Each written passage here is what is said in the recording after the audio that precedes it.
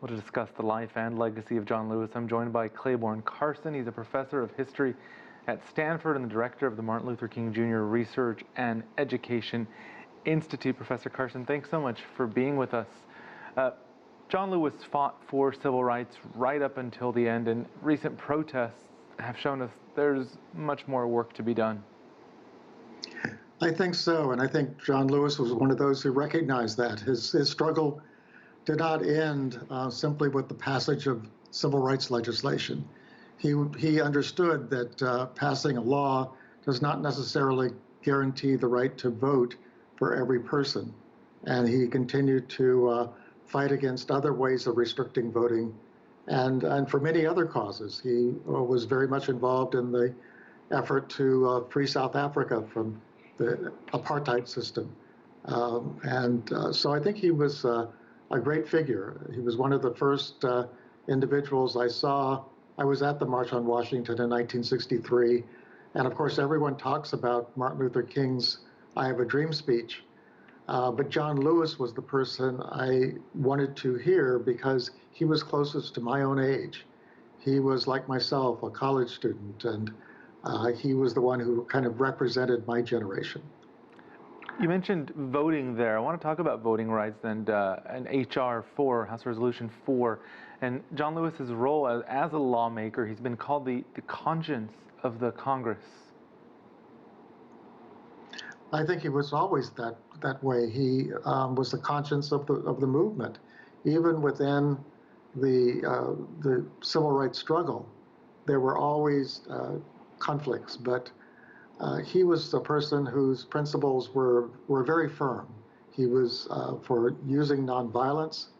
But he was determined to go to jail whenever it was necessary. He went to jail dozens of times during the 60s, and even afterwards. So he was very consistent, and everyone recognized that he was unusually brave and even courageous person. What sort of America did John Lewis grow up in and then live in? We've seen some of these images from the 60s on our channel now. How did that all shape who he was then and who he ultimately became? Well, segregation was all over the South, but in the rural areas of Mississippi and Alabama, it was more intense than any place else. Black people could be killed for speaking back to a white person. So he understood the way in which violence was used to keep black people in their place. And I think that when he joined the Freedom Rides and the sit-ins of the early 1960s, he understood on many occasions that he was taking his life into his own hands. But I think that he made a distinction between bad trouble, which was getting arrested for simply being a criminal, and good trouble was when you were fighting for something that was right. What sort of effect do you think the last 3.5 years of living in this current president's America had on Congressman Lewis? Well, I could see that he did not see this happening to the United States, where you have a president who does not seem to recognize that America needs to change. And John Lewis was a constant critic. But he understood also that it was necessary to not just criticize, but to try to build coalitions that could bring about substantive change.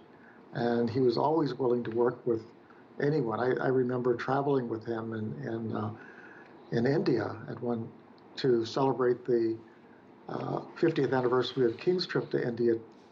And during that time, he brought one of his Republican colleagues with him.